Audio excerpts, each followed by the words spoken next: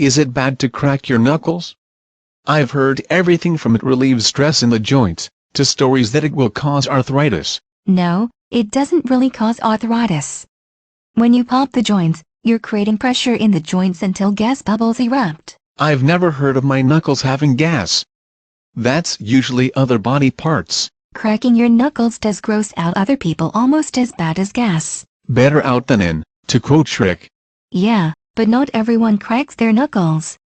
Nor do they have to do so. Why do people do it, if they don't have to? Some people think that cracking the joints makes them feel looser for a while. However, they have to keep cracking the joints to maintain the feeling. Which is almost as bad as an ongoing burp song montage. Overcracking can hurt the joints. Or rather, damage the ligaments. What happens at that point? The ligaments start to hurt, so the person has to stop cracking so that the pain goes away. And, in the worst-case scenario, what happens if they keep going? I mean, if they think that the pain means they should keep cracking their joints. First, the pain will get worse.